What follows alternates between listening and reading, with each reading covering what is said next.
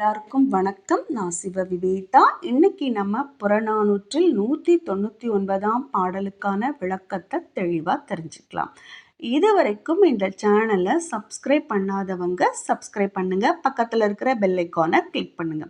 இப்போ வாங்க பாடலுக்கான விளக்கத்தை பார்க்கலாம்.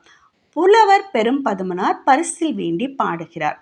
யாரிடம் பரிசில் வேண்டுகிறார் அப்படின்ற குறிப்பு நமக்கு கிடைக்கல. இப்போ ஒரு பெரிய ஆலமரம் இருக்கு. அந்த மரத்துல நிறைய பழங்கள் இருக்கு. அதை பறவை கூட்டங்கள் என்ன பண்ணும், விரும்பி போய் சாப்பிடும் இல்லைங்களா? இப்போ ஒரு நாள் சாப்பிட்டுட்டோம், அதனால நமக்கு அடுத்த நாள் போக வேண்டாம் அப்படின்னு எந்த பறவை இனமாவது இருக்குமா? இருக்காது இல்லையா?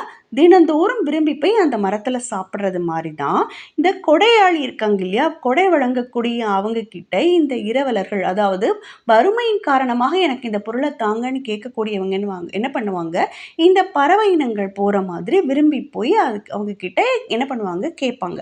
அப்போ இந்த புரவலர் மற்ற அவங்கள பாதுகாக்க வேண்டிய இவங்க என்ன பண்ணணும், இவங்க கிட்ட இருக்கக்கூடிய செல்வங்களை அவங்களுக்கு கொடுத்து உதவணும். அவங்களுடைய வறுமையை தன்னுடைய வறுமையா எண்ணி என்ன பண்ணணும், அவங்களுக்கு உதவி செய்யணும் அப்படின்ற கருத்தமைந்ததாக இந்த பாடல் அமைகின்றது. இந்த பாடலின் திணை பாடான் திணை, துறை பரிசில் கடாநிலை. இந்த பாடலை பாடியவர் பெரும்பதுமனார். இப்ப பாடலை பார்க்கலாம். கடவுள் ஆலத்து தடவு சினை பல்பழம் நெருநல் உண்டனம் எண்ணாது. தடவு சினை, தடவுனா பெரிய, சினைனா மரக்கொம்பு. அதாவது கடவுள் விரும்பி உரைகின்ற ஆலமரத்தில் இருக்கக்கூடிய பெரிய அந்த மரக்கொம்புகளில் எப்படி இருக்கான், பழங்கள் பழுத்து தொங்கிட்டு இருக்குது.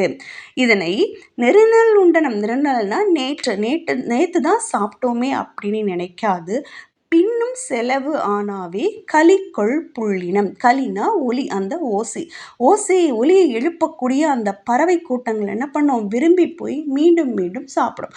அது போலவே அனையர் வாழியோ இரவலர், அவங்க அந்த பறவை கூட்டங்களைப் போலவே இந்த இரவலரும் என்ன பண்ணுவாங்களாம், அவரை புறவு எதிர்கொள்ளும், அதாவது அவங்களை பாதுகாக்கக்கூடிய பெருஞ்சை ஆடவர் அந்த புரவலர் இருக்காங்க இல்லையா, அவங்க என்ன நினைக்கணுமா, அவர்களுடைய பெருஞ்சை ஆடவர் உடைமையாகும் அவர் உடைமை, அவர் இன்மையாகும் இவர் இன்மையே. என்ன பண்ணுவாங்க, அவங்களுடைய செல்வத்தை பிறருக்குரியதாக கொடுத்து உதவணும் அப்படின்னு சொல்றாங்க. இந்த பாடலின் வழி கடவுள் விரும்பி உரையும் ஆலமரத்தில் உள்ள சிறு பழங்கள் பலவற்றை நேற்று உண்டோமே அப்படின்னு நினைக்காம இந்த பறவைகள் மீண்டும் மீண்டும் போய் அந்த மரத்தில் இருக்கக்கூடிய பழங்களை சாப்பிட்றது மாதிரி பெருங்கொடையாளியின் செல்வத்தை தேடி இரவலர் மீண்டும் மீண்டும் வருவர். இந்த வள்ளலின் செல்வம் வறுமையாளரின் செல்வம்.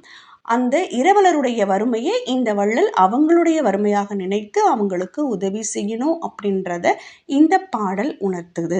இந்த பதிவு உங்களுக்கு பிடிச்சிருந்ததுன்னா லைக் பண்ணுங்க, கமெண்ட் பண்ணுங்க அண்ட் ஷேர் பண்ணுங்க. நன்றி, வணக்கம்.